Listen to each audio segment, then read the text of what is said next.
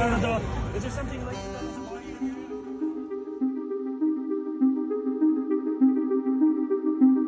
The federal government has invoked the Emergencies Act to supplement provincial and territorial capacity to address the blockades and occupations.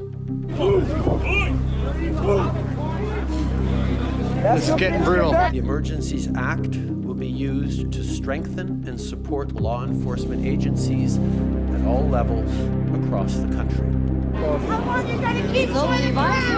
That was also thrown to the ground.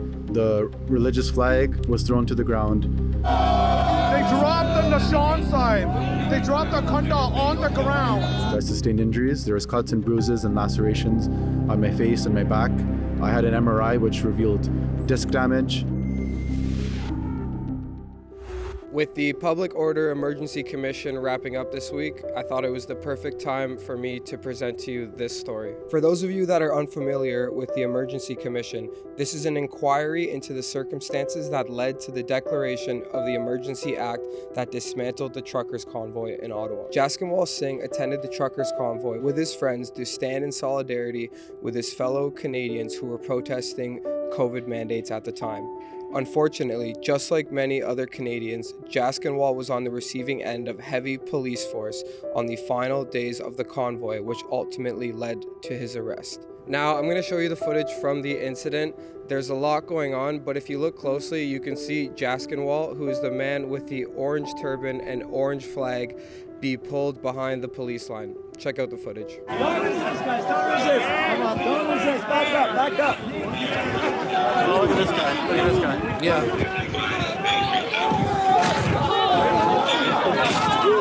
Don't resist, don't resist, guys. Come on.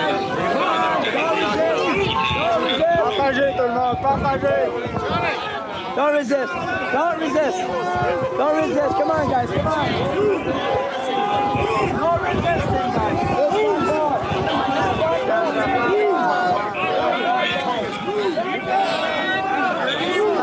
Back up. Guys, back up.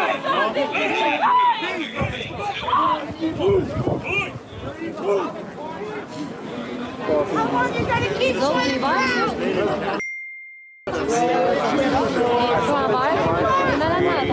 Like I said, there's a lot going on in the video. It's hard to make out what exactly is happening. That's why I caught up with Jaskinwal in Toronto, where he shared with me his side of the story and what exactly happened that day.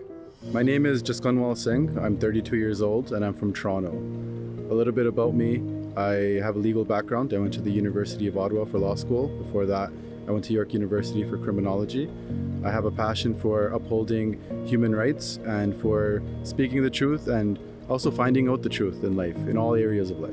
The last few years have definitely been confusing for many people. My friends and I did see on social media the way the protest was going was far different than what mainstream media was showing. The last few years was confusing for people in terms of the pandemic, the lockdowns, mandates, the social isolation, job losses, access to society, and we wanted to go see what was going on with the protesters in Ottawa and to see their version of events and see what was going on there. We were there in Ottawa in the spirit of democracy, civil discourse, and just coming to an understanding of what was going on politically, economically, and socially. Coming from an immigrant background, my parents, they are immigrants who came from India, so coming from that background, they sacrificed a lot when they came to Canada.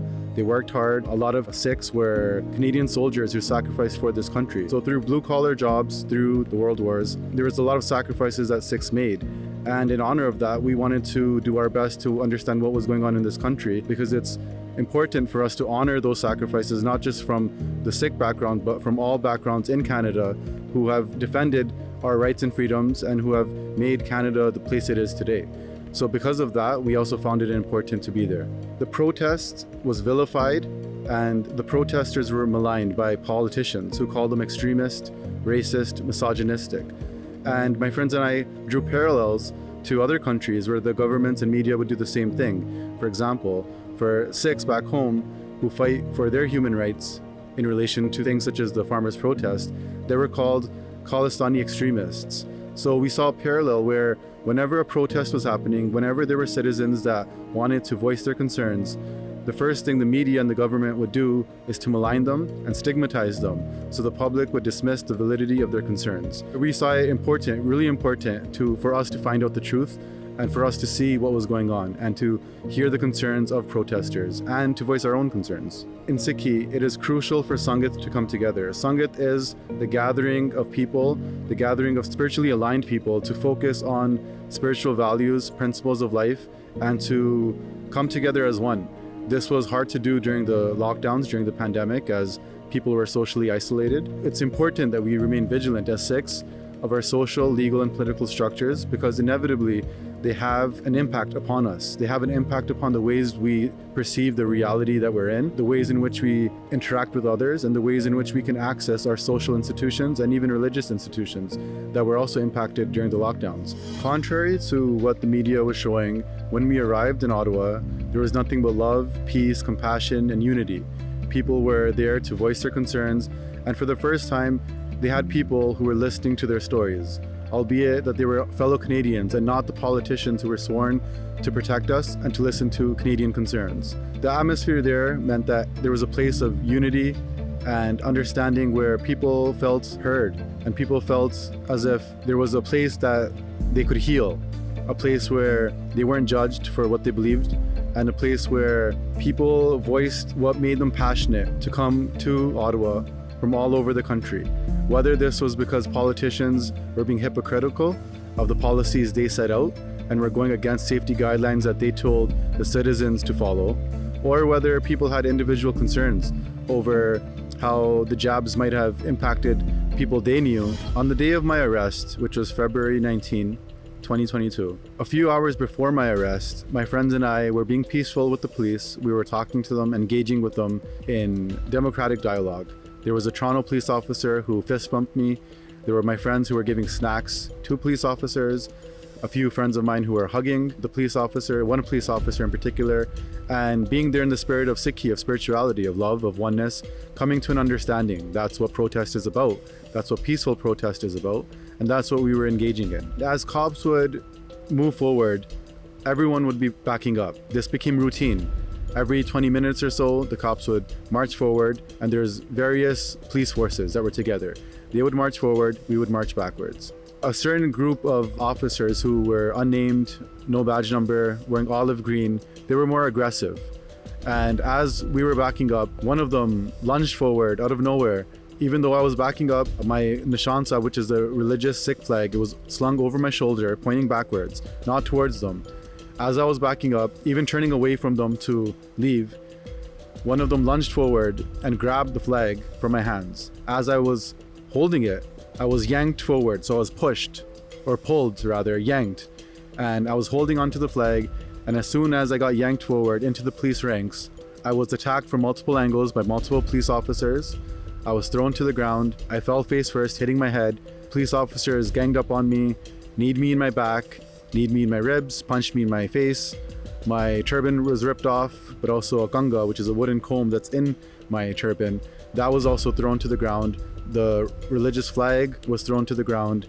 My kirpan, which is another symbol of faith, that was cut off me without any indication of how to treat it, without me being asked how to handle any of these religious symbols of faith and articles of faith. As I was laying on the floor, not resisting, being attacked, a police officer had their knee dug deep into my back. Multiple officers were on top of me, still hitting me. And as I was handcuffed, I wasn't even told my rights. I wasn't told I was under arrest.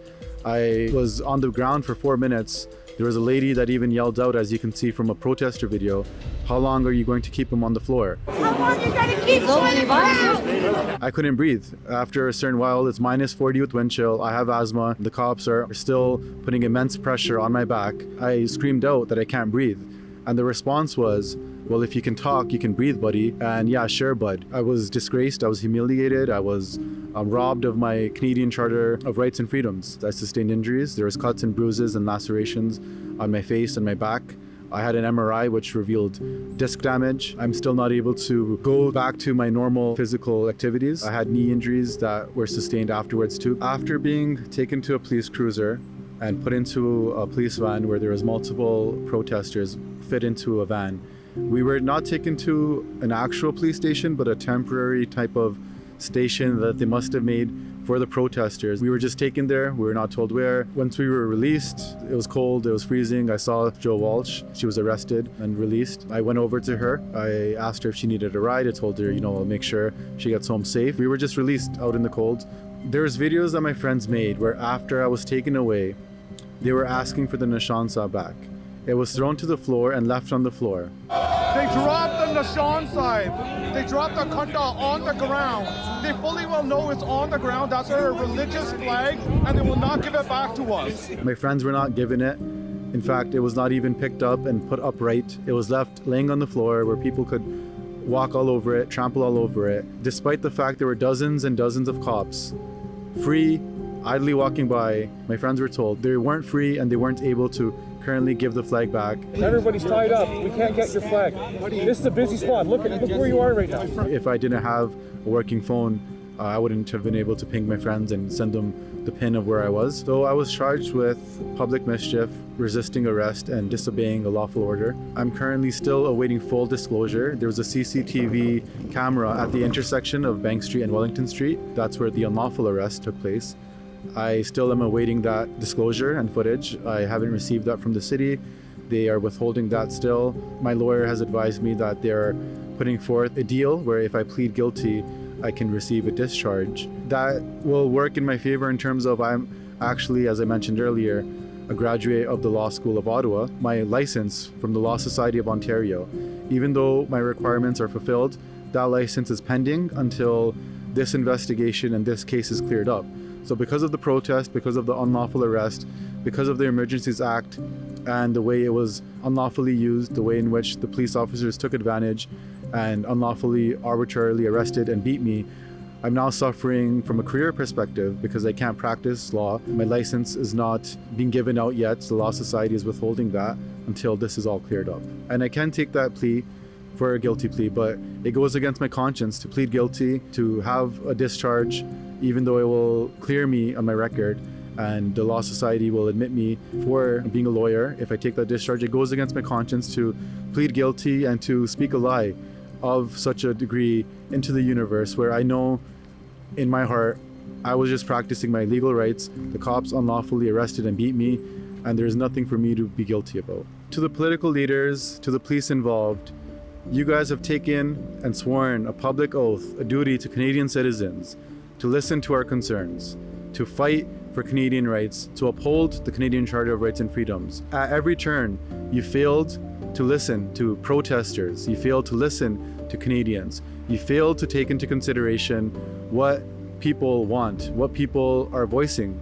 You failed to take into consideration the mental health issues, the social isolation, the inability to access society for many people based on a private medical decision. By now, I think it's clear there's more going on behind the scenes that you would care to admit, but my hope is that you can find any sense of your conscience that is still left to pay back all the hurt and pain and suffering and trauma that you have induced upon the Canadian population, and that you will continue to do so if you don't own up and be accountable for everything that you have done for the last few years. When one is initiated as a Khalsa, which is an initiated Sikh that is committed to a spiritual path of following the Guru's teachings, defend humanity, the very first thing they are asked is whether this was a decision that is free, a decision that is informed, a decision that is not dealing with undue pressure, blackmail, force, or anything that would take away from a clear conscience. This is something that should be done with moral courage. This is something that should be done with a free mind. So the principles of Sikhi go against coercion. They go against compromising one's ability to make a decision with a free conscience. Informed consent is huge. Consent is huge when it comes to matters, especially when it comes to matters that are of private concern, medically or spiritually. So this is something that we must uphold. This is something that I, as an initiated Sikh, uphold. And these principles are not just principles for Sikhi, but for humanity. In my faith, religious symbols of our faith and religious articles of faith are treated with the utmost respect. The fact that the cops unlawfully grabbed me, threw me down, and arrested me while disrespecting the sanctity of these articles of faith meant that I couldn't give them the proper respect that I wanted to. I want to apologize to my fellow Sikhs for not being able to do so. In many ways, my respect for Canadian democracy and the rights we have, it tied in with my journey back towards my faith a few years ago. I started wearing my turban again a few years ago, even though I cut my hair when I was 10 and I stopped wearing a turban back then. And that led me down a path of confusion where I wasn't able to balance my identities as both a Canadian and as a Sikh. But finding that passion, finding the love for democracy, the love for Canadian Charter of Rights and Freedoms, I handled both those identities by going forward with both the conviction of a Sikh and the passion of a Canadian to help our Canadian society. But when my turban was ripped off and I was laying there on the floor, I was not able to comprehend just how brutal this attack was on both my identity as a Sikh and as a Canadian. I was there to defend the Canadian Charter of Rights and Freedoms and celebrate the fact that I could do so as a turban-wearing Sikh. But the government showed that they were willing to trample upon religious rights, protest rights, and so much more in the name of maintaining whatever power and stranglehold they want over Canadian society. Thanks so much for watching, guys. If you want to stay up to date with all of our coverage from the Public Order Emergency Commission, you can head on over to our website at truckercommission.com. If you appreciate the coverage that we're bringing you, consider making a donation through that same website. Thanks, guys.